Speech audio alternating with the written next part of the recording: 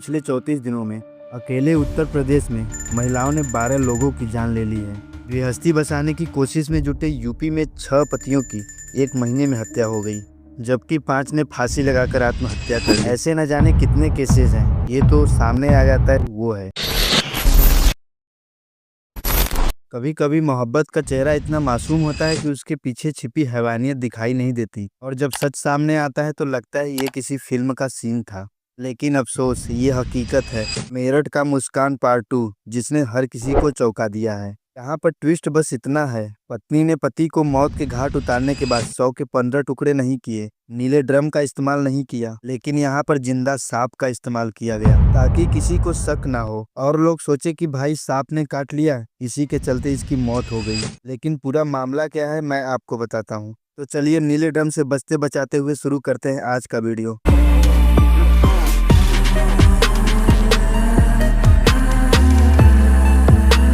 ये कहानी शुरू होती है 2 दोस्तों से, अमित कश्यप और अमरदीप। अमित की पत्नी जिसका नाम रविता है। जहां सौरभ राजपूत हत्याकांड हुआ, बस वहीं के इर्द गिर्द मेरठ में ये भी हत्याकांड हुआ। अमित और अमरदीप में इतनी गहरी दोस्ती थी कि अमरदीप हमेशा अमित के घर ही आ जाता, कभी खाना खाने पीने तो कभी अमित से मिलने। अमित की शादी करीब 8 साल पहले हो चुकी थी। अब भाई कोई घर पर आ रहा है तो घर वालों से घुल मिल जाएगा ही, लेकिन अमित को नहीं पता था कि उसके पीठ पीछे क्या चल रहा है। धीरे धीरे अमित के दोस्त अमरदीप और अमित के पत्नी रविता से बात होने लगी, और धीरे धीरे दोनों में नजदीकियां बढ़ने लगी। अमित और अमरदीप दोनों साथ में टाइल्स बिछाने का कार्य करते थे, इससे उनकी दोस्ती बरकरार थी। अमित की पत्नी रविता को अमित का बिहेवियर अच्छा नहीं लगता था, क्योंकि वो गाली गलौज करता था। हालांकि मामला होने से कुछ दिन पहले ही अमित और अमरदीप में मारपीट हुआ था, क्योंकि अमित को पता चल गया था कि अमरदीप मेरी अनुपस्थिति में मेरी पत्नी से मिलने जाता है। जब उसे इस सच का पता चला तो मानो वो टूट गया, उसका दोस्ती से विश्वास ही उठ गया। अब अमित को सब कुछ पता चल गया था, तो उसकी पत्नी ने अपने प्रेमी के साथ यानी कि अमरदीप के साथ मिलकर अमित को रास्ते से हटाने की प्लानिंग करने लगे। रविता ने यूट्यूब का सहारा लिया और गूगल का, कि लाश को कैसे ठिकाने लगाया जाए। जब उसने सब कुछ सीख लिया तो सही मौके का इंतजार करने लगी, और वो मौका आ गया जब पूरा परिवार शनिवार 12 अप्रैल को अमित और रविता शंखभरी देवी मंदिर दर्शन करने गए थे। अमरदीप और रविता ने पहले ही योजना बना रखी थी कि आज रात को ही अमित को मार देंगे। उन लोगों के प्लानिंग के हिसाब से अमरदीप ने 1000 रुपए में एक सांप पहले ही खरीद के रख लिया था। सांप को गांव अकबरपुर के बाहर एक थैले में बंद करके झाड़ियों में छिपा दिया था। हत्या से पहले उन दोनों पति पत्नी में झगड़ा भी हुआ था, जिससे दोनों में बोलचाल बिल्कुल बंद थी। रात को खाना खाने के बाद करीब 9:30 बजे रविता ने अमरदीप को फोन करके घर पर आने के लिए कहा, क्योंकि तब तक अमित सो चुका था। रविता के बुलाने पर अमरदीप सांप लेकर रविता के घर पहुंच गया। पहले दोनों का प्लान अमित को सांप से डसवा कर मारने का था, लेकिन डर था कहीं सांप उनको ही न काट ले, इसलिए दोनों ने अमित का गला दबाकर मारने की योजना बनाई। अमरदीप ने पहले तो अमित का मुंह बंद किया ताकि आवाज बाहर ना जा सके, और बहुत ही बेरहमी से अमित का गला घोट दिया। उसकी पत्नी ने अमित का हाथ पैर जोरों से पकड़ी हुई थी ताकि वो छटपटा ना सके। आखिर कैसे कोई अपने पति की ही हत्या कर सकता है? क्या समाज ने हमें यही सिखाया है? क्या प्यार इतना भी अंधा है कि किसी की जान लेने से भी नहीं डरता? आजकल की औरतों को हो क्या गया है? क्या इनके अंदर दानव प्रवेश कर चुका है? इसे ये कहानी मुस्कान की है, उस प्यार की जो धीरे धीरे नफरत में बदला और फिर एक लाश में। उत्तर प्रदेश के मेरठ शहर में मार्च 2025 में जो हुआ वो उतना खौफनाक था कि पुलिस भी देखकर पहली बार में हिल गई। सौरभ राजपूत मर्चेंट नेवी में काम करने वाला शांत स्वभाव का लड़का अपनी पत्नी मुस्कान और 5 साल की बेटी के साथ मेरठ के इंदिरा नगर में किराए पर रहता था। 4 मार्च की रात के बाद उसका मोबाइल बंद हो गया। किसी को खबर नहीं थी कि वो कहाँ गया। बीवी ने कहा वो लंदन लौट गया है, लेकिन पासपोर्ट घर पर ही था और किसी फ्लाइट का रिकॉर्ड भी नहीं मिला। मुस्कान रस्तोगी, सौरभ की पत्नी, शादी लव मैरिज थी, लेकिन कुछ सालों बाद रिश्ते में दरार आने लगी। उसी दौरान मुस्कान का नजदीकी रिश्ता बनने लगा साहिल शुक्ला से, जो उनका पड़ोसी था और स्कूल का पुराना दोस्त भी। धीरे धीरे दोनों ने मिलकर एक प्लान बनाया, एक ऐसा प्लान जिसमें इंसानियत का कत्ल होना तय था।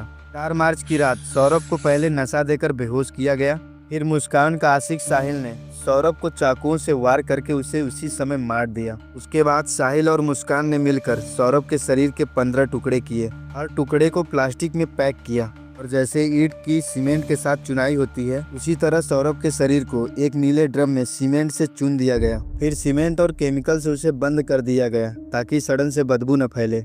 लेकिन वो गलती कर बैठे। ड्रम पूरी तरह सील नहीं था और बदबू धीरे धीरे कमरे से बाहर आने लगी। कुछ दिनों बाद पड़ोसियों ने बदबू की शिकायत की। पुलिस जब घर में घुसी तो सब कुछ सामान्य दिखा, लेकिन कोने में रखा ड्रम पुलिस का ध्यान खींच गया। जब वो ड्रम खोला गया तो उसके अंदर इंसानी अंगों के टुकड़े मिले। सौरभ के शरीर के टुकड़े, हाथ पैर चेहरा सब कुछ टुकड़ों में।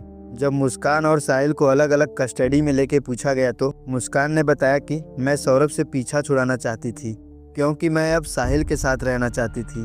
दोनों को गिरफ्तार कर लिया गया और आज भी मेरठ के उस मोहल्ले में जब कोई उस घर के पास से गुजरता है तो लोग कहते हैं यही वो घर है जहां ड्रम में पति को भरा गया था। ये कोई फिल्म नहीं थी, ये सच्ची घटना थी जहां एक मुस्कान सिर्फ चेहरे पर नहीं थी बल्कि एक खतरनाक प्लान के नाम में भी थी। कभी सोचा है किसी की बीवी उसकी जान की सबसे बड़ी दुश्मन हो सकती है? इन दोनों की कहानियों में फर्क बस इतना है कि एक को नीले ड्रम में रखा गया और दूसरे को ये दिखाया गया कि उसे सांप ने काटा है। क्योंकि अमित के बगल में जब उसके घर परिवार वाले सुबह उठते हैं तो अमित को जगाने के लिए उसका चादर खींचते हैं। खींचते ही सांप अपना फन काढ़े खड़ा हो गया। ये ऐसा सांप था कि एक बार डसने के बाद वहाँ रुकता नहीं, चला जाता है। लेकिन वो तो खरीदा हुआ सांप था।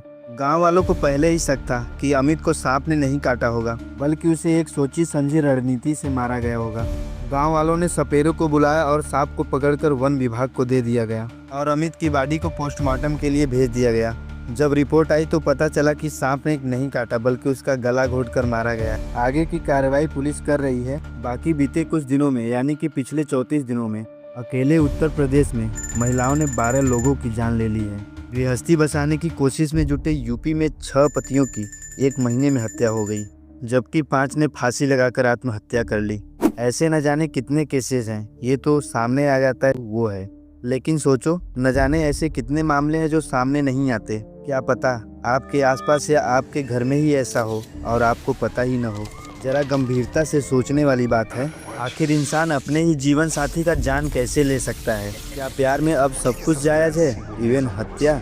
बीते कुछ महीनों में हमने ऐसे कई घटनाएं देखी जहां पत्नियों ने अपने प्रेमियों के साथ मिलकर अपने पतियों की हत्या कर दी। रिश्तों में प्यार हो न हो, लेकिन इंसानियत होनी चाहिए। अगर रिश्ता नहीं चल रहा है तो अलग हो जाइए, लेकिन किसी की जिंदगी छीन लेना ये सिर्फ जुर्म नहीं, ये इंसानियत की मौत। समाज को अब जागना होगा। हमें रिश्तों को लेकर अपने बच्चों को समझाना होगा कि शादी सिर्फ रस्म नहीं, जिम्मेदारी है। अगर परेशानी है तो बात करो, काउंसलिंग लो, लेकिन किसी की हत्या मत करो। प्यार को पाप मत बनने दो, इंसान बनो, हैवान नहीं। बाकी यार, बड़ों का सम्मान करो, छोटों को प्यार दो और अपना व्यक्तित्व इस प्रकार से व्यवस्थित करो कि महिलाएं आपके साथ सुरक्षित महसूस करें। और यदि वीडियो पसंद आया तो वीडियो को लाइक और चैनल को सब्सक्राइब ठोक दो। धन्यवाद।